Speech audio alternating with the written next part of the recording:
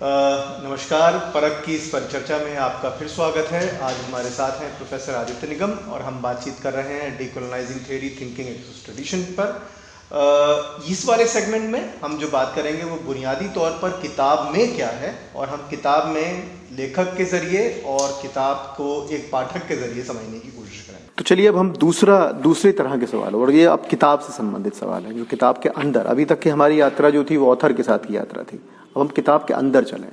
और किताब के अंदर जैसे ही हम जाते हैं तो एक जो आपने अभी कहा भी कि आपको कोई परहेज नहीं है और ये खुलापन है, और एक चीज़ जो मुझे लगता है कि बहुत प्रासंगिक है यहाँ पर, असेंबलेज कि फ्रेमिंग जब हम करें किसी सिद्धांत, किसी परिघटना की व्याख्या करने के लिए, जब हम उसका ढांचे की रचना करें तो हमें थोड़ा असेंबलेज की तरफ जाना चाहिए, ना कि हमें उसकी फिक्सिटी, उसको पक्का करने के सेंस में जाना चाहिए।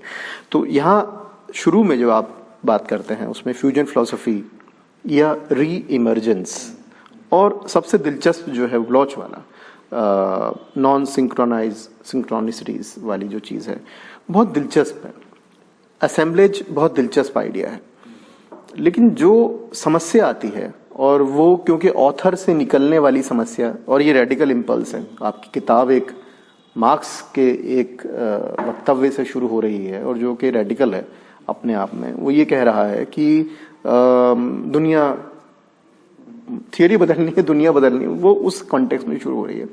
और यहाँ पर आपने एक स्ट्रक्चर क्रिएट किया कि ये मेरा फ्रेमवर्क है जिससे कि मैं most of the world, non waste, इसको देखने की, इसके जरिए जो स्थापित मान्यताएं हैं आधुनिकता की, सेकुलरवाद की, सियासत की, उस तक जाने की कोशिश करूंगा। तो एक जो सवाल पैदा होता है, और वो इतना एलॉबरेट तरीके से, और हो सकता है वो आपके लिए सवाल ना हो, लेकिन एक पाठक के दृष्टिकोण से मेरे लिए वो सवाल हो सकता है। तो मुझे जो लगा कि एक ढांचागत संरचना पहले से मौजूद है, जिसको कि हम मॉडर्निटी कह सकते हैं, जिसको हम सेकुलरिज्म की एक बहस कह सकते हैं, उस ढांचागत संरचना से आपको परहेज है और आप एक नए किस्म का असेंबलेज बना रहे हैं। अब इस असेंबलेज के जब ये बनता है, तो मुझे ऐसा लग रहा है कि जो आपका विश्लेषण है उसका खुलापन कई बार इस असेंबलेज से बाहर चला जाता है। तो फिर इस असेंबलेज की क्या जरूरत है? ये मैं मानता हूं कि आपको एक तरह से सोचने में मदद कर रहा है, एक तरह से एक डायरेक्शन में ले जाने की मदद कर रहा है, लेकिन ये मेरे एक पाठक के रूप में एक जिज्ञासा है कि मैं जब भी आगे के चैप्टर्स में जाता हूं तो मुझे जो आपका खुलापन है वो उसके बाहर जा रहा है, उस असेंबलेज के फ्रेम से भी बाहर जा रहा है, वो कहीं और लेकर जा रहा है। लेकिन कहीं ना कहीं पर आपकी कोशिश ये है कि आप उसको फ्रेम में लाएं। तो यहां पर फ्रेम अपने आप में एक मुझे लगता है कि इस पर थोड़ा सा आपको मैं चाहूंगा कि आप थोड़ी रोशनी डालें कि वाकई में क्या ये जरूरी है कि हम फ्रेम से शुरू करके जो परिघटनाएं हैं उनकी व्याख्याओं तक जाएं, या फिर परिघटनाओं की व्याख्या के बाद एक रीअसेंबलेज करें। यहां दूसरा हो रहा है, आपका रीअसेंबलेज है किताब की फ्लो के साथ में, एक रीअसेंबलेज है, उसके बाद में आप 3-4 परिघटनाओं की व्याख्या कर रहे हैं। वो व्याख्याएं कई बार फ्रेम से बाहर चली जाती हैं और बहुत सही तरीके से जाती हैं, चाहे वो पॉलिटिकल वाला सवाल हो, आधुनिकता वाला फैसिनेटिंग, और वो बहुत जो जिस तरह से आप कविराज से एंगेज कर रहे हैं, हम कविराज वाले पर बाद में आएंगे, वो एंगेजमेंट वो बाहर चला जाता है। लेकिन जो फ्यूजन फिलॉसफी या ये वाला जो फ्रेम है आपका, ये इसको अगर रिवर्स किया जाए तो मुझे लगता है, आपको नहीं लगता कि वो ज्यादा कारगर होगा? सिद्धांत रचना, निर्माण नहीं, सिद्धांत रचना के इसमें। देखिए, इसको मैं अगर सवाल सही समझ पा रहा हूं तो इस तरह से मैं जवाब दूं कि ये किताब जो है दरअसल इसके एक एक पहलू पे मैंने 10-15 साल का, मतलब कैपिटल वाला जो चैप्टर इधर है उससे पहले कम से कम मैं 10-15 साल कैपिटल पे काम किया, और जो उस पे अलग अलग वक्त पे लिखा है मैंने। इसी तरह से सेक्युलरिज्म और उसकी जो परेशानियां हैं, उसकी जो दिक्कतें हैं, वो मेरी पहली किताब इंजरेक्शन ऑफ लिटिल सेल्व्स में उस पे उसके साथ एक तरह से जद्दोजहद थी, उन सवालों के साथ। और पॉलिटिक्स और पॉलिटिकल का सवाल तो खैर एक तरह से घूम फिर के सब जगह आता ही रहा है। तो यहाँ दिक्कत क्या होती है कि जब आप, अब ये जो इंट्रोडक्शन लिखा गया है, जो फ्रेम है, ये तो आखिर में लिखा जाता है दरअसल। ये उसमें पहले आता है, लेकिन क्रोनोलॉजिकली ये बिल्कुल आखिर में लिखा जाता है। और सिर्फ किताब के आखिर में ही नहीं, मतलब मैं ये कहूँगा कि ये 20 साल की कवायद के आखिर में लिखा गया है। तो अब उसमें ये जो दो टर्म्स आपने जिक्र किए, ये मेरे नहीं है। मतलब फ्यूजन फिलोसफी अरिंदम चक्रवर्ती और रैल्फ वेबर इस्तेमाल करते हैं, और री एमर्जेंस जनार्दन गनेरी इस्तेमाल करते हैं, जो वो भी एक आर्ट एग्जीबिशन का टाइटल था, वहाँ से उनका उसमें आता है। मेरा अपना प्रेफर्ड वो है working across, thinking across traditions. मानी एक ही है इन तीनों पोजीशंस की। मेरा जो ये कहना चाहिए, जो मेरी कोशिश रही है वो ये, अगर मैं ठीक, मतलब मैं समझ नहीं पाया शायद कि फ्रेम और असेंबलेज में क्या आप वो कर रहे थे, लेकिन इस तरह से अगर मैं कहूँ कि अगर अलग अलग चैप्टर्स को आप देखें, वो चाहे सेक्युलरिज्म का सवाल है, पॉलिटिकल है, मॉडर्निटी है, कैपिटल है, तो सब में कोशिश एक ही थी, वो ये कि अभी तक वो जिसे मैंने कॉलोनियल मोड ऑफ प्रोडक्शन कहा है, कि आपकी ज़मीन जो है, colonial mode of knowledge production, आपकी ज़मीन जो है वो सिर्फ कच्चा माल मुहैया करने के लिए है या बाजार प्रोवाइड करने के लिए है, कि आपने यहाँ से कच्चा माल लिया, वहाँ ले जाके प्रोसेसिंग हुई और वहाँ माल तैयार होके मुलम्मा चढ़ा के आपने फिर यहाँ बेच दिया लाके। इसका कोई कंट्रीब्यूशन नहीं है यहाँ से, इस ज़मीन का, इस जगह का, इस फील्ड का कोई कंट्रीब्यूशन नहीं है उस सिद्धांत रचना के मामले में।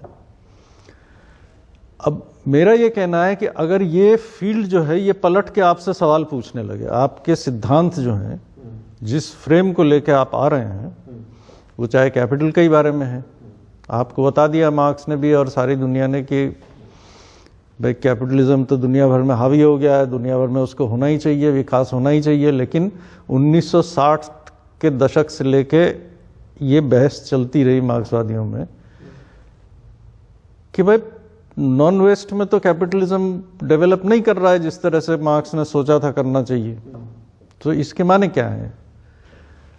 अब वहां पे भी आप देखिए कि जवाब क्या निकलता है। जवाब इस तरह के निकलते हैं कि उन समाज में ही कुछ खामियां हैं, उन समाज में ही कोई दिक्कत है कि वहां पे कुछ कैपिटलिज्म अवरुद्ध है। यही चीज जो है ये सेक्युलरिज्म के बारे में है।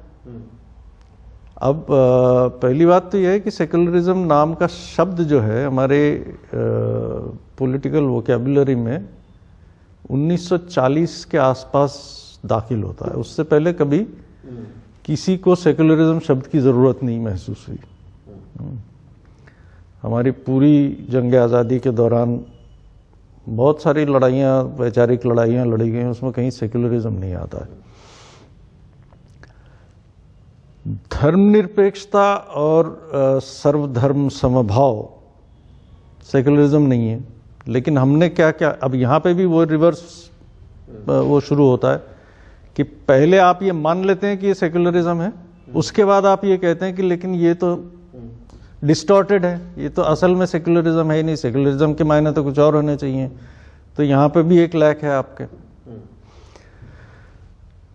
जो मैं कई बार मतलब अलग अलग उसमें जिक्र कर चुका हूँ कि दरअसल हमारे यहाँ पे जिस चीज़ का काफ़ी चलन था, जो फ्रेज अलग अलग तरीके से पूरी नेशनल एंटी कॉलोनियल स्ट्रगल के दौरान उभरता है, वो यूनिटी इन डाइवर्सिटी है, जिसका दो स्रोत हैं उसके। एक दिलचस्प चीज है, एक स्रोत उसका है जो अद्वैत वेदांत से आता है, जहां अंततः ब्रह्म एक है, बाकी जितनी भी डाइवर्सिटी है, आत्मा जीवात्मा ये सब जो है ये अल्टीमेटली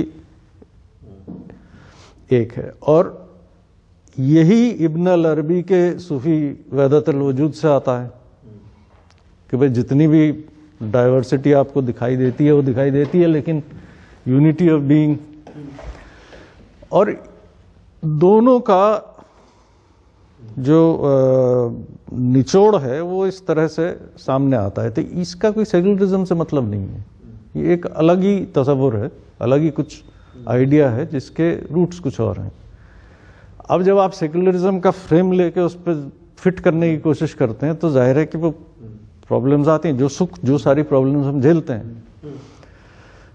तो इसलिए हर चैप्टर में हर जगह पे कोशिश ये है कि अगर ये फील्ड पलट के आपसे थ्योरी से सवाल पूछने लगे तो फिर थ्योरी का क्या बनता है, बजाय इसके कि किसी तरह से आप फील्ड को तोड़ मरोड़ के थ्योरी में फिट कीजिए। तो ये जो द फील्ड टॉक्स बैक, ये मेरे लिए एक क्रूशल मेथोडोलॉजिकल मूव भी है। दूसरी चीज जो इसके साथ जुड़ी हुई है, जो ब्लॉक के वो नॉन सिंक्रोनस सिंक्रोनिसिटीज का मामला है, कि दरअसल पास्ट कहीं भी विदाउट रेजिड्यू खत्म नहीं होता है। मतलब ये जो मानना है तो उसे आप पास्ट कह लीजिए या कुछ भी कह लीजिए, लेकिन जिसे आपने पास्ट कह दिया और आपने मान लिया कि अब वो अगर खत्म नहीं हुआ है तो उसको खत्म होना है, और इसलिए हम उसको जितनी जल्दी खत्म कर सकें। ये जो पूरा कृषि को लेके पूरा एग्रीकल्चर को लेके जो चल रहा है, ये सारी चीज जो है उसी से जुड़ती है आगे। तो वहां पे मेरा, और ये मेरे आगे के काम में भी मतलब लगातार एक सरोकार बना रहेगा, क्योंकि इसको भी और थियोरेटिकली फ्लैश आउट करने की जरूरत है कि अगर इससे आप इस तरह से देखते हैं तो फिर टाइम को आप किस तरह कंसेप्चुलाइज करते हैं। तो अगर वो इसमें दो तरह के इशारे हैं बेसिकली, या दो तरह की कोशिशें हैं। एक तो ये है कि कहीं भी पास्ट प्रेजेंट फ्यूचर वाला वो जो लीनियर वो है नहीं, क्योंकि हर प्रेजेंट के साथ उसका पास्ट जो है वो साथ मौजूद है। और दूसरा ये कि कोई भी किसी भी मोमेंट को अगर आप लें या किसी भी हिस्टोरिकल कॉन्टेक्स्ट को आप लें तो उसमें अलग अलग टाइम्स अलग अलग जगहों से चली आ रही हैं। किसी का 4000 साल पुरानी हिस्ट्री भी हो सकती है और किसी चीज़ की 50 साल पुरानी भी हो सकती है। मसलन कॉलोनियल पीरियड में जो पॉलिटिकल का कन्फिगरेशन है उसमें कास्ट भी है, कास्ट के फॉर्मेशंस भी हैं, उसके साथ साथ आपके पॉलिटिकल फॉर्मेशन जो मंडल वाले शेप में इमर्ज करते थे वो भी है। और बिल्कुल हाल में वजूद में आया कॉलोनियल रूल भी है, उसकी अपनी ज्यूरिडिकल स्ट्रक्चर है, उसका अपना एक लीगल ढांचा है। इन सारी चीज़ों से मिलके और फिर उसके साथ एक इमर्जिंग नेशनलिज्म है, तो वो भी एक तरह से पॉलिटिकल को शेप करने की कोशिश कर रहा है। तो इससे जो मेरी समझ में आता है वो ये है कि इसे भी आपको एक कॉम्प्लेक्स टाइम की तरह देखना पड़ेगा। ये कोई सिंगल सिंपल लिनियर टाइम नहीं है। इसमें अलग अलग जगहों से अलग अलग इतिहासों से चले आ रहे कई सारी चीज़ों का एक कॉन्फ़िगरेशन है। तो उस लिहाज से मतलब मुझे लगता है कि ये सारी चीज़ जो है फ्रेम को डिफाइन, मतलब उस मायने में मेरे हिसाब से फ्रेम बाद में आता है। हाँ एग्जैक्टली, लेकिन यहाँ सवाल मेरा मेरा सवाल यही है कि जो फ्रेम आप कह रहे हैं जिस चीज को, उसमें जैसे अगर हम इसको इस तरह से ना देखें, इसमें जहां पर आप हर एक चैप्टर में एक्सट्रैक्ट कर रहे हैं, एक डिस्कशन आता है और उसके बाद में मैं उसके एक एक करके आप आऊँगा, क्योंकि दो बहुत महत्वपूर्ण सवाल हैं थियोरेटिकल, वो इम्पॉर्टेंट है। लेकिन जो मेरा ये वाला सवाल है, इसमें सिर्फ जो है कि जब आप एक्सट्रैक्ट करके आते हैं, जहाँ पर आप कंक्लूड कर रहे हैं वहाँ आप हैं, और यहाँ जो फ्रेम आपने शुरू में बताया है, जो कि बिल्कुल ठीक है, ऑब्वियसली इंट्रोडक्शन तो सबसे अंत में ही लिखा जाएगा, वो समझ में आ रहा है, और बहुत सिंथेसाइज्ड फॉर्मेशन भी है इंट्रोडक्शन में। लेकिन मुझे जो लग रहा है जहाँ पर कि जहाँ आप आ रहे हैं, आपका अपना क्रिएटिव इम्पल्स आ रहा है, वो क्रिएटिव इम्पल्स कहीं ना कहीं पर उस फ्रेम को जस्टिफाई करने में चला जाता है। ये मुझे दिक्कत लगती है। मुझे लगता है कि जो फ्री फ्लो आपका है, आपका एंगेजमेंट है बहुत सारे लोगों के साथ में, वो एंगेजमेंट और वो सभी, चाहे वो फ्यूजन फिलोसफी वाली बात हो, री इमर्जेंस वाली बात हो, ये सिर्फ मैं इशारे के तौर पर कह रहा हूँ, वो केवल उसको, वो सिर्फ अगर हम कहें हवाला है, ऐसा भी सोचा जा रहा है, लेकिन वो हवाला जो है कहीं ना कहीं पर आते भाई, वो एक परेशानी भी बन रहा है। परेशानी इस सेंस में बन रहा है कि जहां फ्री फ्लो डिस्कशन है, थिंकिंग अक्रॉस ट्रेडिशन, उसके ऊपर जितना एलॉबोरेटेड होना चाहिए था, चाहे वो इंट्रोडक्शन में हो, और कंक्लूजन तो आपका बहुत ही छोटा सा है। मुझे लग रहा है थिंकिंग अक्रॉस ट्रेडिशन, और उसके बहुत स्पेसिफिक 3-4 सवाल मेरे पास में है, वो कहीं पर उस वजह से छोटा रह जाता है, उसमें वो बात नहीं आ पाती है। ये मेरी समस्या है। वो तो मेरे ख्याल से आपकी बात सही है। वो इसलिए सही है कि इस वक्त हम लोगों की जो ट्रेनिंग और ग्राउंडिंग है वो तो वेस्टर्न ट्रेडिशन ही है, वो सारा सोशल साइंस वही ट्रेडिशन है। उससे जहाँ निकलने की कोशिश है वो दो तरह से सामने आती है। एक वो है जहाँ इसी वेस्टर्न थियोरी को और इसी वेस्टर्न थियोरी के ढांचे को आप फील्ड के रूबरू खड़ा करके आप उस पे सवाल उठाते हैं, तो वो उसके फ्रेम के बाहर नहीं जाता है। वो मतलब इन द सेंस कि उसका कैटेगोरिकल फ्रेम जो है, या जो लार्जर एपिस्टेमोलॉजिकल फ्रेम है, वो वेस्टर्न थ्योरी है, वेस्टर्न फिलोसफी है, वेस्टर्न सोशल साइंस है। दूसरी जो कोशिश है वो ये है कि नॉन सिंक्रोनस सिंक्रोनिसिटीज के जरिए आप जब मंडल को या कास्ट की सोशल पॉलिटी को या सामंतवाद को या सो कॉल्ड सेक्युलरिज्म को, जब इन चीज़ों को आप काउंटर कैटेगरीज के जरिए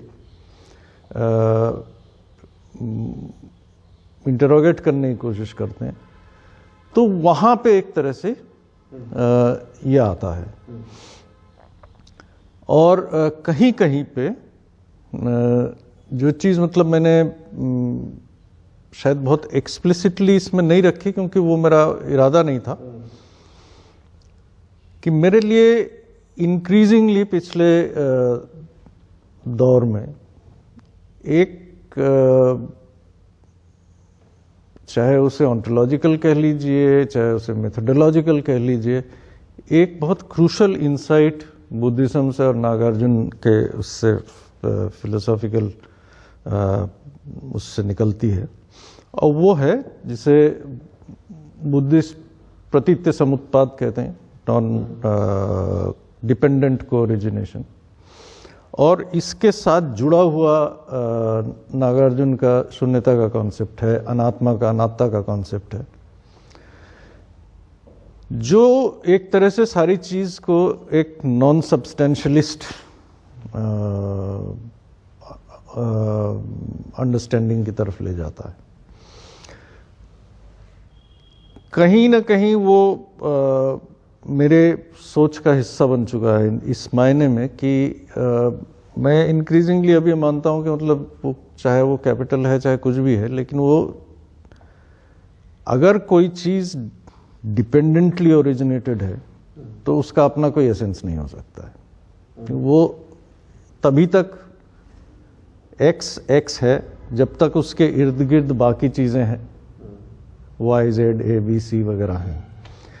जैसे ही आप बाकी सब हटा देंगे तो ये अपने आप में इसका कोई अस्तित्व नहीं है, इसका कोई मतलब नहीं है। और उस मायने में वो चाहे कैपिटल है, वो चाहे मॉडर्निटी है, कोई भी चीज़ आप उठा के देखें तो वहाँ मेरे लिए वो एक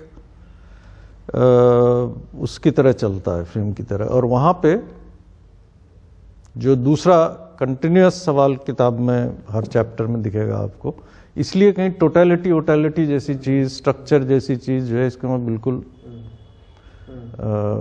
खारिज करता हूँ। तो अब अगर आप इसको खारिज कर रहे हैं तो फिर किस तरह से आप बाकी चीज़ों को सोचेंगे और कैसे उसका कंसेप्चुअलाइजेशन होगा। वहाँ जो थोड़ा बहुत इस सब का सहारा लिया गया है, लेकिन ओवरऑल जिन चीज़ों को मैं और फर्दर एक्सप्लोर करना चाह रहा था, जो शायद बाद के काम में और आए, वो ये है कि जो बाकी के ट्रेडिशंस हैं, क्योंकि हम लोगों के अभी तो खुद मतलब जो ये जो सो कॉल्ड इंडियन ट्रेडिशन है, मतलब उसका भी एक बहुत छोटा सा हिस्सा है जिससे कुछ चीज़ें जो हैं जो डायरेक्टली पॉलिटिक्स में या पॉलिटिकल लाइफ में दिखाई देती हैं। ये डिस्पर्स्ड फोसाई ऑफ पावर जो मंडल के कॉन्टेक्स्ट में आता है, इस तरह की चीज़ों के अलावा मैं बहुत ज़्यादा मैंने एंटर नहीं किया है, लेकिन कुछ चीज़ें हैं जिनको कि आगे परसू करना ज़रूरी है। इसी तरह से मुझे कई बार लगता है कि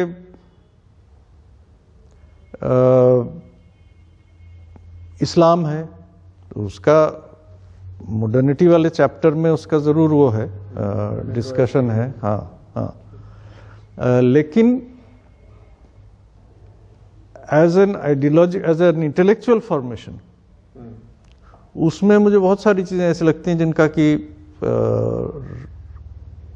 कंटेम्प्रेरी रेजोनेंस कुछ और अर्थों में हो सकता है। मिसाल के तौर पे हम लोग इंटेलेक्चुअल हिस्ट्री करते हैं।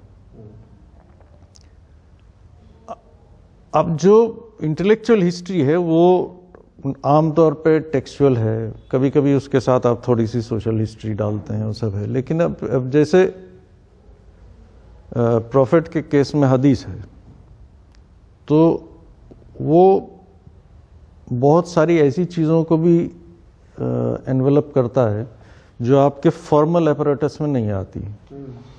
कहावतें हैं, प्रैक्टिसेस हैं, कि बाज़ वक्त उनके एनेक्डोट्स हैं, कहानियाँ हैं, बहुत सारी चीज़ें हैं जो और आप जोड़ते हैं उसके साथ। तो एक सिर्फ मिसाल के तौर पे मैं कह रहा हूँ, या एक और सवाल जो मेरे लिए बहुत मतलब आगे के लिए सीरियस सवाल है कि ये जो पूरा मॉडर्न पॉलिटिक्स का खेल है, वो मैंने इसमें फिलोसॉफिकली उस पर सवाल नहीं उठाया अभी तो सिर्फ यह है कि उसका फॉर्मेशंस और जगह पे कैसी बनी है, हिंदुस्तान में कैसी बनी है, ये है। फिलोसॉफिकली जो सवाल इम्पोर्टेंट है वो ये है कि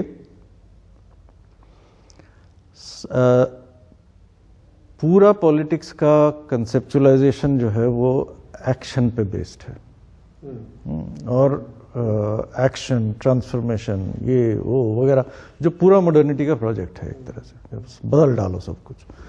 लेकिन ये बदल डालो जो है ये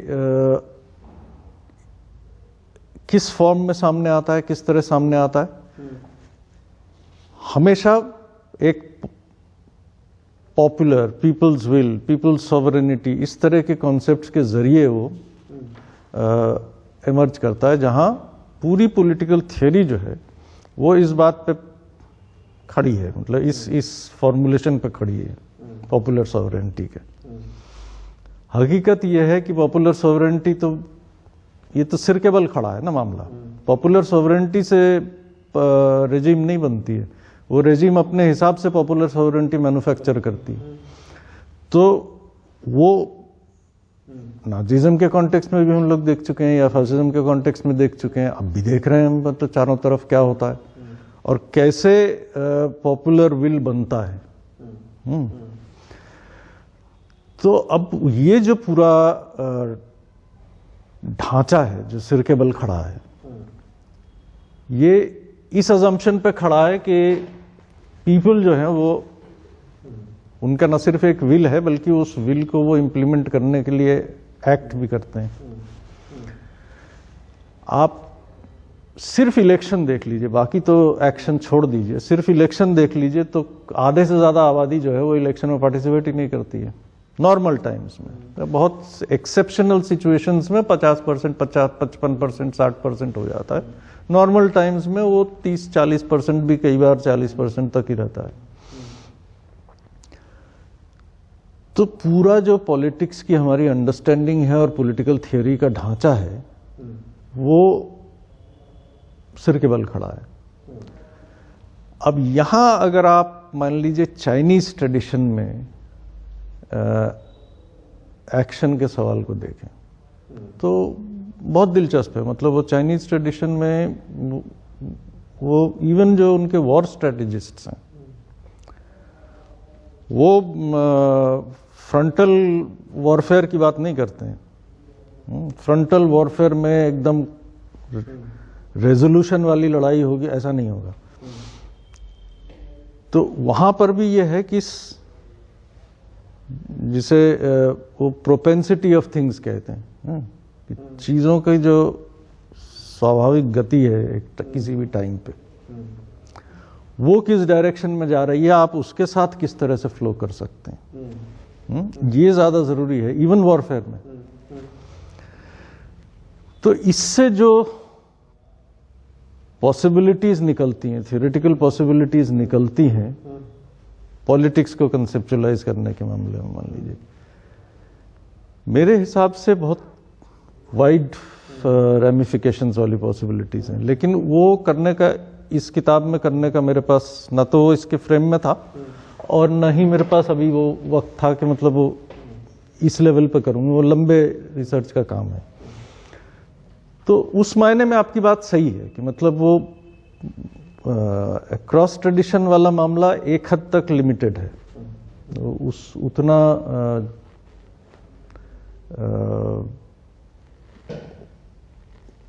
जिस हद तक वो मैं करना चाहता था उस हद तक तो जाहिर है नहीं।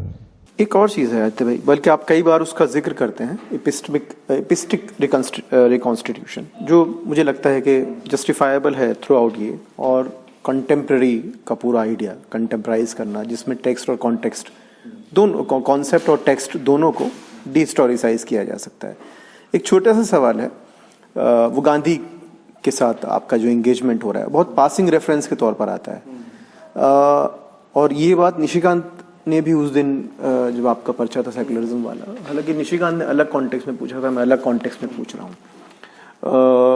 गांधी में क्या आपको ये संभावना नहीं, जो आप करने की कोशिश कर रहे हैं वो संभावना का एक और एक्शन, क्योंकि आपने अभी अपनी बात एक्शन, तो वो मुझे लगा कि कहीं वो आप रुक गए, वहां आपने इशारा किया है। गांधी का डिस्कशन एक जगह आता है अम्बेडकर का से पहले वाले में, और वहां पर आप इशारा करके उसको रोक देते हैं। मुझे लगता है कि उसको कहीं जो आपने अभी जहां जिस पर बात खत्म की है वो एक्शन वाली जो बात है वो कहीं पर इलॉबरेट हो सकती थी, या आप आगे उसे कर सकते हैं। तो मैं बहरहाल उसमें अब नहीं जाऊंगा।